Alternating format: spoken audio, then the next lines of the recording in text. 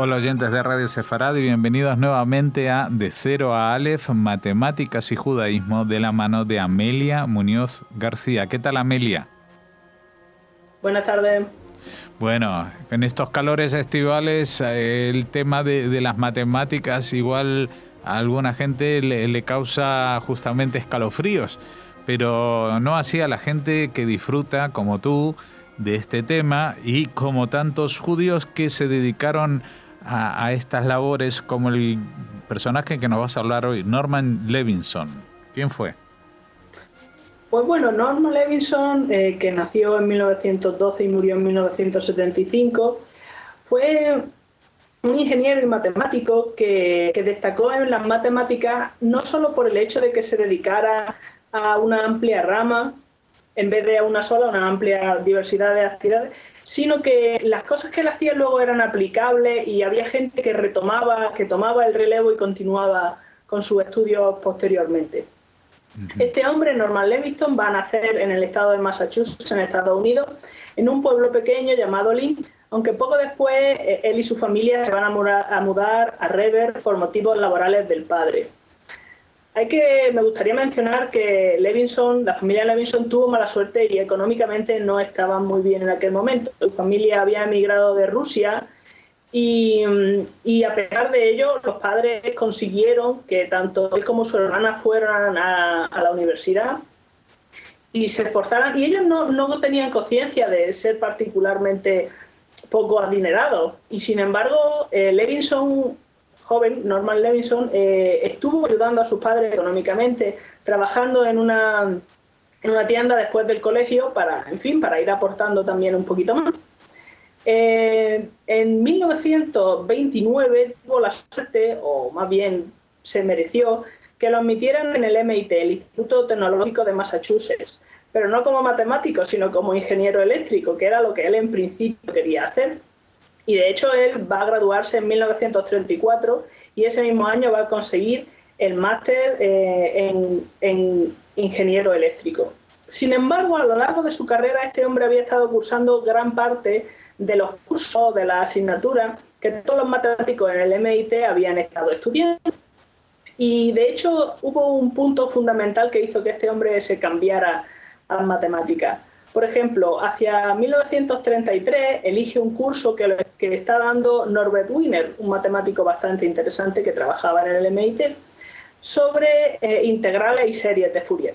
De hecho, este hombre Wiener va a ser el que lo convence para que se pase a las matemáticas tras haber estado cursando esta asignatura. Entre otras cosas porque Levinson colaboró con Wiener en un trabajo que acabó siendo tesis de Levinson en la asignatura que él cursaba.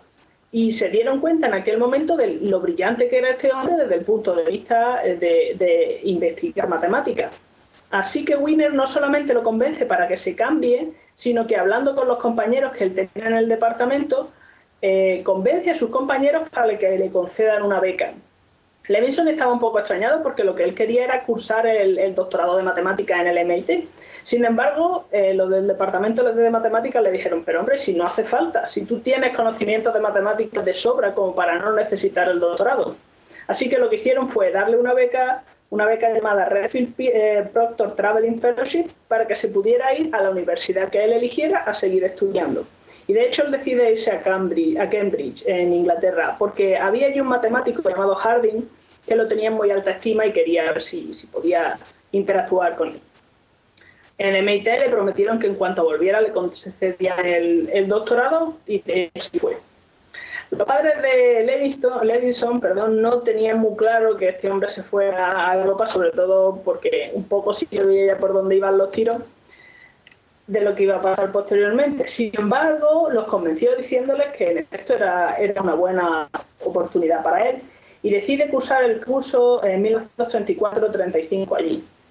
Para Levinson fue muy productivo y sin embargo él no llega a colaborar ni a intercambiar un gran flujo de información, podríamos decir, con Hardy en Cambridge. Y a pesar de todo, Hardy fue consciente de que Levinson existía y de que era bastante brillante, lo cual al cabo del tiempo resultaría redundando en favor de Levinson. En 1935 Norman va a volver al MIT y va a recibir automáticamente el doctorado en matemáticas. Y a esto seguido le van a conceder una beca de 2 años, la llamada National Research Council Fellowship, para irse a trabajar al Instituto de Estudios Avanzados de Princeton, con John von Neumann como su supervisor, pero era su supervisor nominal. Realmente Levinson no necesitaba a nadie supervisándolo, podríamos decir, colaborando con él. Él podía solo. A pesar de lo bien que le iba, Levinson se iba a tener que enfrentar a graves dificultades, principalmente por las situaciones en las que estaba pasando Estados Unidos en particular y el mundo en general en aquella época. Hay que tener en cuenta que la crisis del 29 había hecho mucho daño en Estados Unidos, había una tasa de paro bastante alta, lo cual se combinó con el antisemitismo, que aunque no se dijera a los 4 vientos, estaba ahí en Estados Unidos. Y esto unido a la huida masiva que va a haber de cerebros a partir de 1937 en dirección a Estados Unidos, entre otros lugares, va a dar lugar a que hasta que el más normal de los trabajos vaya a estar cogido por un montón de personas brillantes. Y por otro lado va a haber una especie de superávit de matemáticos que no se saben dónde colocar. Bueno, pues para esta eventualidad Norman Levinson se va a preparar. Él pensó, bueno, pues si como matemático no puedo encontrar un puesto de trabajo, me voy a formar para poder trabajar en una compañía de seguros, en cuanto se me acabe mi beca, que acababa en 1937. Sin embargo, Levinson tuvo suerte. ¿Por qué? Pues porque en 1936, un año antes de que se acabara la beca, un matemático que estaba trabajando en el MIT dando clases va a caer enfermo y se va a abrir una vacante. En ese momento, Wiener, que había estado colaborando con Levinson, va a enviar una nota a dirección diciéndole que él creía que Levinson era una buena adquisición, que sería oportuno que le ofrecieran el puesto. Y sin embargo, el MIT desestima a Levinson. Hardy, que estaba en aquel momento en Estados Unidos, va a descubrir este hecho y va a ponerse en contacto con la dirección del MIT porque no le parece bien la decisión que han tomado. A Hardy, Levinson le parecía un hombre brillante. Y de hecho va a lo que podemos decir, entre comillas, a pedir cuenta de por qué han tomado esa decisión. De hecho, la mujer de Levinson llega a contar posteriormente que a Hardy, cuando va de visita, la dirección del MIT lo llama de tour, podríamos decir, por los edificios de la universidad, para ver un poco cómo funcionaba el campus. Y cada vez que le mostraban algo nuevo, Hardy lo que llegaba y decía era algo así como, vaya, el Instituto Teológico de Massachusetts es maravilloso, es muy bonito. Hasta que en un momento determinado diría que estaba un poco molesto, le dice, pero no es el Instituto Teológico, sino el Instituto Tecnológico. Pero en ese momento Hardy replica, bueno, pues si es tecnológico, ¿por qué no estáis contratando a Levinson? Y efectivamente al final contrataron a Levinson, que era el apto para aquel puesto. Así que finalmente, en 1937, cuando se acaba su beca, Levinson vuelve a MIT y va a pasar allí 38 años dando clases. Va a comenzar como instructor, que era el nivel más bajo de profesorado, podríamos decir, en el 37, después como profesor asistente en el 41, en el 44 consigue profesor asociado y finalmente en el 49 lo hacen profesor de pleno derecho. Es curioso porque normalmente los profesores tanto en Europa como en Estados Unidos iban cambiando de universidad, pero a este hombre le gustaba el MIT. Allí cursó sus estudios y allí estuvo trabajando en conjunto. Fueron 46 años productivos los que echó allí. Durante todo aquel tiempo, Norman va a seguir publicando a un ritmo, no va a ser solamente dar clases. Por ejemplo, en 1940 va a publicar a petición de la Asociación de Matemáticas Americana un libro titulado Gap and Density Theorems, que va sobre análisis complejo y análisis armónico, y que podríamos decir que fue la culminación del periodo entre 1935 y 1940, en el que va a concentrarse particularmente en análisis. Sin embargo, ese mismo año, en 1940, lo que va a decidir es mudarse a otra rama, ecuaciones diferenciales, no lineales, usuales y parciales, ambas, para lo cual él se estuvo preparando durante 3 años. Eso de cambiarse de rama así de golpe es muy complicado, porque a pesar de que las matemáticas siempre se pueden interconectar, cambiarse a otra cosa requiere mucho estudio por debajo, que fue lo que hizo este hombre, estar estudiando estos 3 años. Sin embargo, además de las matemáticas, Levinson cultivaba otros intereses, como por ejemplo, él tenía una fuerte conciencia social Y eso lo llevó primero a unirse al Partido Comunista Americano, atraído por su idea sobre el empleo para todos y la no discriminación tanto a los hombres negros como a los judíos, y después a salirse corriendo del partido cuando en 1945, unos cuantos años después, se da cuenta de los excesos que está cometiendo el Partido Comunista Soviético, con los cuales no está de acuerdo para nada. Sin embargo, en 1953, cuando ya creía que estaba un poco fuera de peligro con respecto a esta elección, va a ser llamado a testificar ante el Comité de Actividades Antiamericanas, que en aquel momento, a pesar de que no estaba en el máximo punto de auge, aún seguía siendo muy poderoso. Y si le consideraban culpable, iba a la cárcel por traición o una cosa por el estilo. Y va a ser citado junto con otros 2 colegas del MIT. Aunque Norman se negó a delatar a nadie, sí que habló sin tapujos sobre las propias actividades que él había estado llevando a cabo. Y también puso de manifiesto que, a pesar de que él creía que cualquier comunista que fuera 100% comunista debía de ser sacado a la luz para tener en cuenta lo que había estado haciendo, aquellos que no fueran, sino que solamente tuvieran ideas como él de igualdad, no debían de ser castigados. Que él no consideraba que el espíritu americano desembocara en condenar a un culpable. Condenar a un inocente. En fin, en parte por su abogado, que tuvo un buen abogado proveído por el MIT, y en parte porque el hombre, las ideas que tenía estaban bastante bien, consiguió tanto salir libre de la acusación como continuar trabajando en el MIT. Sin embargo, como el juicio fue público, algunos de los años siguientes al escándalo fueron duros, porque eso de ser comunista en Estados Unidos ahora no está bien visto, imagínense ustedes antes.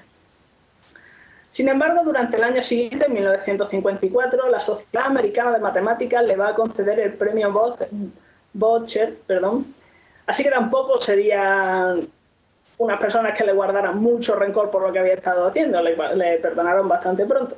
También es verdad que su carrera se lo merecía, porque, por ejemplo, en 1955 va a publicar un libro de texto llamado Teoría de Ecuaciones Diferenciales Ordinarias, que va a escribir junto con Ray Coddington, y se va a considerar una especie de bestseller por la comunidad estudiantil de matemáticas, dado que es un libro diseñado como libro de texto para ayudar a introducirse en ese mundo. Y hasta yo lo he utilizado y hay que reconocer que es muy bueno.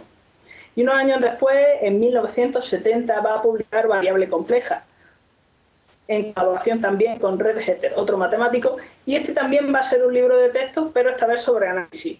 Como vemos, va un poco cambiando entre una rama y otra.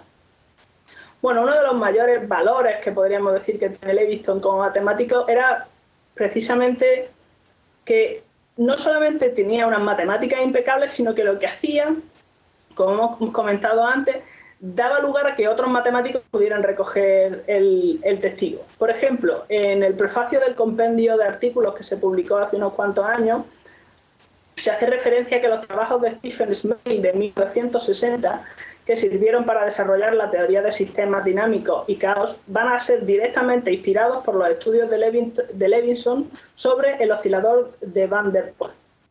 Otro ejemplo, por ejemplo, podría ser que el trabajo de Levinson sobre ecuaciones lineales parabólicas va a extenderse posteriormente por parte de su discípulo Aronson, entre otros casos.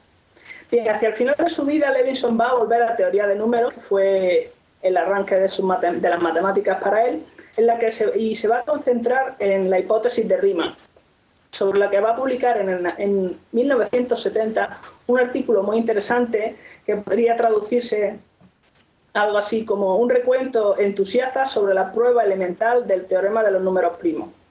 El teorema de los números primos lo que dice básicamente es que los primos se distribuyen de manera sintótica a lo largo de los números naturales, es decir, que al principio están muy juntos pero luego se van espaciando. En 1971 este artículo le va a reportar el premio Chao de la Asociación Matemática Americana. En conjunto, Levinson va a escribir 121 artículos y 3 libros, todo de una calidad impecable.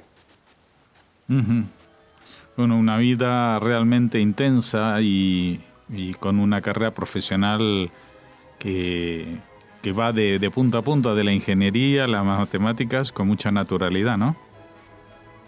Sí, la verdad es que sí.